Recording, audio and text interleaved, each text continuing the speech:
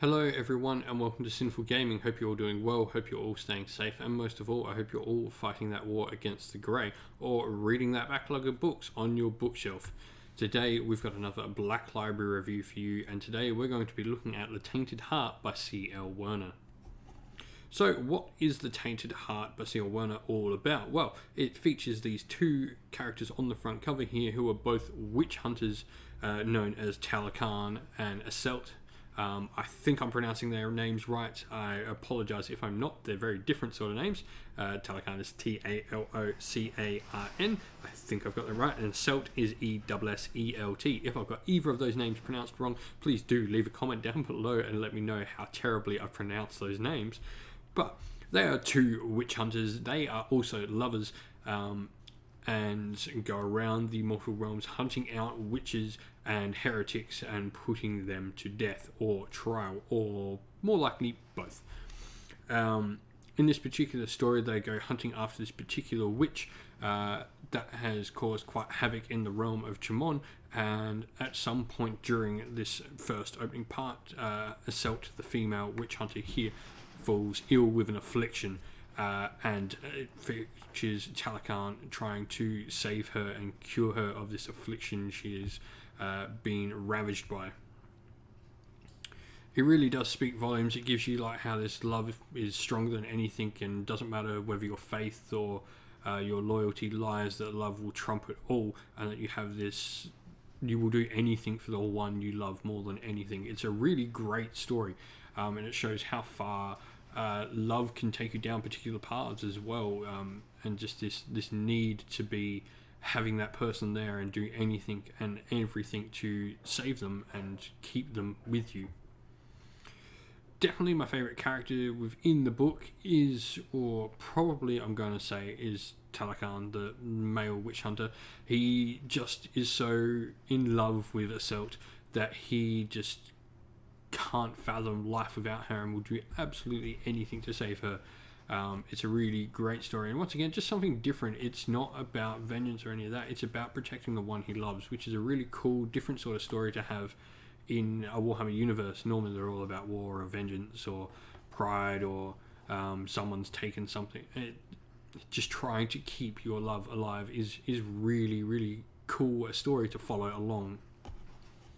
The characters definitely feel real. I mean, we can all relate to this love that they have. I mean, some of us have felt it in life for real. Some, many of us that are married can imagine how far we would go to protect the one we're married to, or the one we love, or and it doesn't have to be that person that you are married to or anything like that. It could be, how far you would go to protect your children, your sister, your siblings, your parents. You can all feel that connection and feel why he is doing what he's doing, because you have no other option but to do all these things to try and protect your love interest. The story does keep you guessing. I mean, there's a lot of nice twists and turns within the story. I mean, at the start of it, it's got some really cool, interesting parts that follow along. That learning about these two characters and the starting plot to move everything forward is really cool. And definitely my favourite part of the book comes right at the end. I won't say too much on it, but there's a nice big surprise at the end of the book, which I think is really great, and a lot of people will like. Scenes that made me feel strongly. I mean, the first scene when he finds the affliction upon Asselt is a really great scene, and you can just, the enormity of it and how it affects Talakan really does come across strongly, and you can feel like you just feel the anguish and the pain, and the while the character you can tell the character is trying to not feel that there's no hope, even though he might think there might not be any hope at all. You can feel him trying to, I can do this, there has to be a way, sort of feeling. I think that's a really great part of the whole book in general, in that this denial of inevitability and the promise to stop inevitability becoming a thing. Definitely the scenes that make me feel strongly, and you can feel strongly about any scenes in the book more than any, are definitely the ones where Asselt and Talakan are together. Their love sort of pushes the story forward and really gives you that bond between the two characters, and all their scenes together where they're talking even while she's terribly afflicted really give you these just great moments within the story. and I guess it ties into like what emotions can you feel. You can feel like all of Talakhan's anguish and pain and like hatred at particular characters for not helping as well, and not seeing that there can be things that need to be done to help this character that he cares so deeply. Why does no one else care so deeply about this character, about Assault? And at the same point, you got the flip side of that, Assault, who feels like baggage, that she is the one making Talakhan do all these things, and things he probably shouldn't be doing, he's doing because of her, and she feels this guilt that he's doing all these things for her, and she is letting him, I guess, but doesn't want to let him, and would rather just at times, potentially, there are times within the book where she would rather just perish and not have Talakhan fall down a path that he potentially couldn't fall down.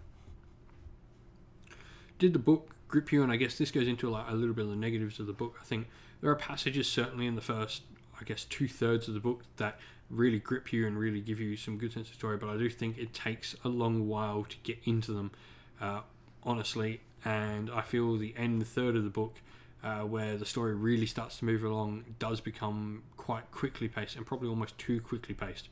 So while it's very slow at the start, it then speeds up probably a little bit too much at the end, I feel. Like, it's a good story and there's no doubt about that, but I feel potentially at parts it drags too long, and potentially at other parts it just summarizes and quickly moves on to the next part way too quickly for my liking. I think there's more that could be done to sort of more evenly pace this book. It is a good read nonetheless. Like, I think there's definitely points of it to like why you do read, and I do like that we've explored different ways to tell a Warhammer story and not have to have them all about battle, but I do think, I guess, the pacing of the book is a little off for my tastes. There's not a lot of characters you don't care about. I mean, you've mainly got following these two different witch hunters, and you do feel strongly about these two characters, but I feel the overall pace of the book and pacing of the book in parts is the issue with why you might not feel strongly enough about them, or a lot of side characters just disappear in their feelings. You don't feel strongly enough about any of the side characters that pop up. They're sort of there and then they're gone, and you don't get any time to sort of know them, or they're there but they don't do enough. I don't think anyone outside of, I guess, these two characters and potentially another one or two that you meet out of like 15 or so characters in the book really feel any connection to them. Definitely though, this is a book if you like reading something different in your Warhammer, if you like more down to earth, learning about the mortal realms, seeing the mortal realms in different ways, learning how things work, and seeing different parts of them you might see outside of the battle tomes in war. This is something that you really can get behind as a book. While it is slow in parts, it definitely gives you that feeling and tells you about different parts of the mortal realms you might not otherwise know about. For me though, definitely out of, I guess, a mark out of 8 realm stones, I'm going to give this one 3. I think the story is cool, and that's a really great story that's trying to be told. I do think the pacing hurts the book a lot though, and I've talked to numerous people about this book, and generally it's the same feeling that a lot of people out here like haven't read past the first third of the book because they just couldn't get past it because it was that much of a drag for them, which is a shame because I think the ending does end in a really cool, nice, different sort of way, but the pacing really hurts the book, I think. But let us know what you think. So we hope you enjoyed the video. If there's any Black Library books you'd like us to review in the future, please do let us know in the comments down below, and don't forget also to like the video and subscribe to the channel to keep up to date with all the Black Library reviews that we do in the future. A special thank you to all the people who support the channel on Patreon. You're all fantastic people. Thank you so much to our Sinful Guard Militia, Christian Weir, Philip Ward, Chaos Spawn and Soren, and our Sinful Free Guild Regiment members James and AJC. Thank you so much for your additional support for the channel. If you'd also like to help more and support the channel on Patreon, you can do so by following the link down in the description of the video down below. Lastly, in the description as well, you'll find a link to our Discord server where you can come in and make your requests even more heard about what you'd like to see us review from Black Library over there. But also, you can come chat with me and other members of our fantastic community there. But that's it for today, everyone. Hope you enjoyed the video. Once again, stay safe, stay well. Most of all, keep fighting that war against the grey. And also, read those books on your goddamn shelf.